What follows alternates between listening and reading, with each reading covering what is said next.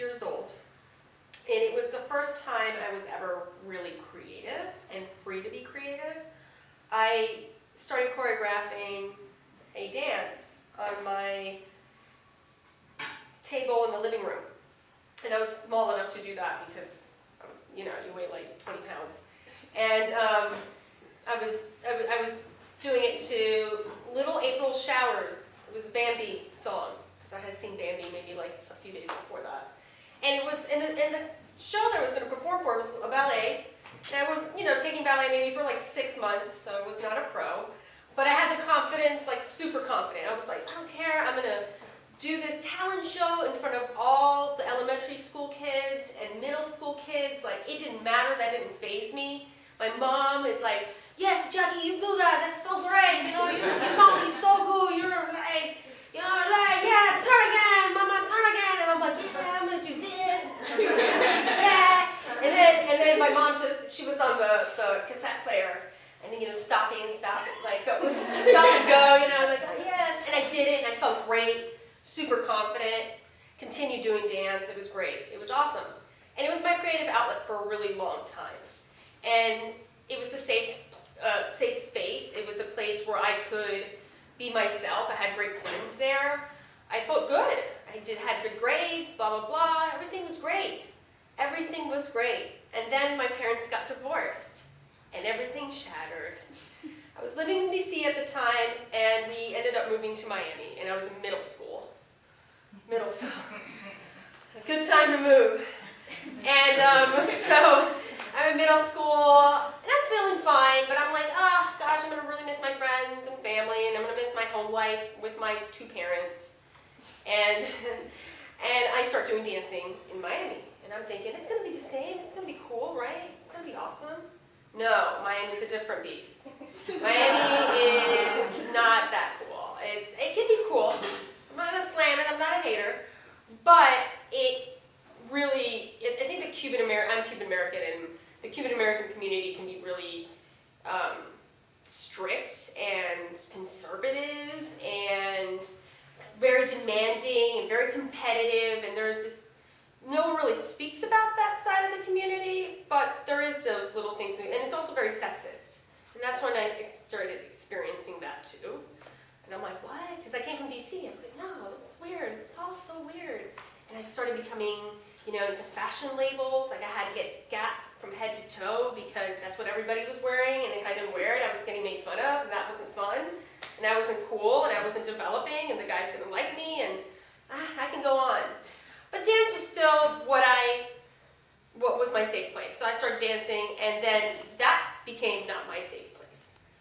And that sucks, because it's like, okay, I have my parents, they're not together, that's traumatizing, and now my safe place where I was creative, that's traumatizing, because that just went down because all these catty women, and, you know, now I have to be conscious of my weight, and now these professors are telling me, hey, you should lose a few pounds, or when I would lose, you look great, oh my God, what did you do? So I was getting praised for this, and that's terrible, and as a woman, that is not the way to go, especially when you're in middle school. That is not something you should start telling them, and that creates a lot of crap in your head, and, you know, as you get older, you get more obsessive and crazy and OCD, and that's what happened to me. And, and so I started getting really obsessive with food.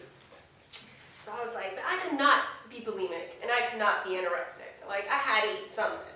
You know, and I come from a Cuban American family, and we love food, and there's always food in the kitchen, and you come in, and you're like, your grandmother's making picadillo and like croquetas, and you're just like, God damn it, I want it all. Especially when you've been dancing for like 2 hours like a beast, and you're like, oh God, no, but I gotta get skinnier. I need my stomach to hit that spine. God damn it. And even the whole like dance thing is so ridiculous at times, because even though I love it and I'm a huge supporter of it, and I still see it, and I like to watch dancers perform because I think it's so beautiful. At the same time, it's so crazy. It's like, who went and invented, hey, you know, do you like to do this? Do you like it? Why don't we get some shoes that have wood on the toe? Then we can dance on there. But not let's take it there. Let's lift our leg a little and maybe big turn on it and jump on it and land on those toes and deform her feet. Come on, guys, let's do this. It's like, what? Anyway, I did it, and I fell for that. But anyway, yeah, so I started developing OCD with my food and how I looked, and that wasn't fun. It wasn't fun, but I was not aware of it. It's one of those things where I was like, oh, I have to be this way. And it was normal, because the people I was surrounded by, they were the same way. And I thought that was normal too. And then I started developing anxiety, severe anxiety, where I would freeze before some dance auditions or any kind of audition I would do. And I would freeze because I was so anxious and so on edge all the time. And I was like, gosh, this is so awful, but I guess this is becoming an adult or something. I don't know.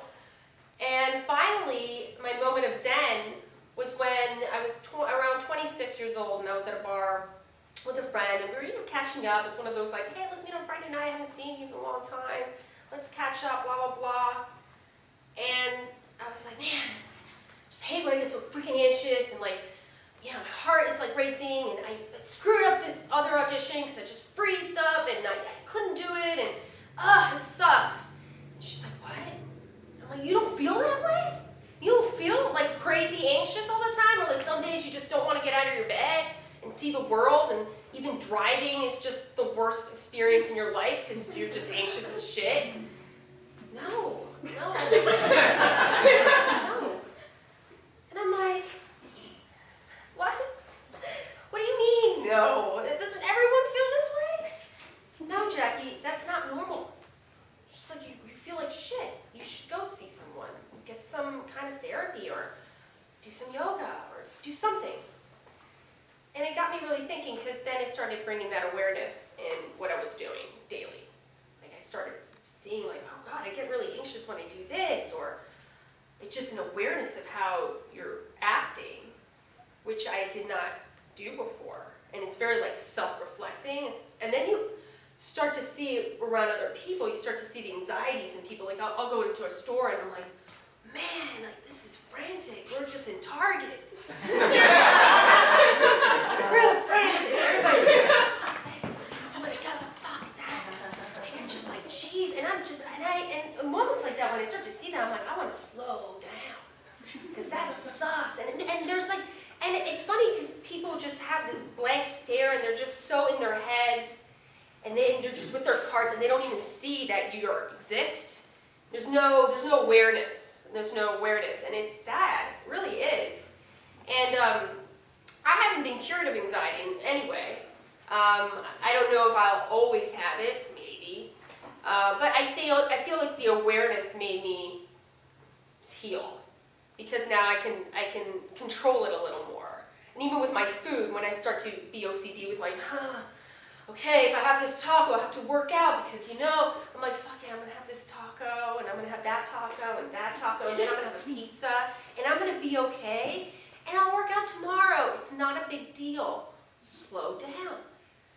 And I think that's the biggest thing I could say to someone, it's just like, just even having a little bit of awareness, if you're ever feeling that crazed with yourself and not feeling right, it's just this being aware and trying to fix it in little ways, whatever meditation, going to church, whatever works for you, I think can go a really long way. I mean, I went to yoga the other day, just to wrap this up, and I just realized, I'm having one of those anxious days. So the yoga studio was literally around the corner from where I work, and I'm going to yoga, okay? This should be fine. But of course the traffic is terrible. It's on Wilshire, of course it's terrible.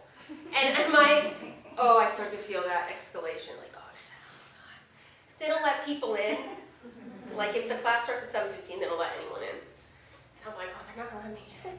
I'm gonna get there, and I'm not gonna be able to do it. And then I'm like, oh my God, come on. And then I, start driving frantically. I'm like, and I'm like all angry.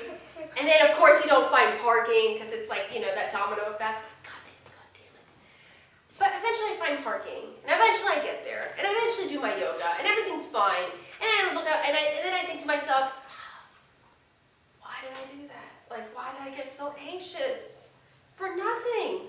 I'm here at a yoga class. I'm trying to de-anxious myself. that's a word. I am. So yeah, so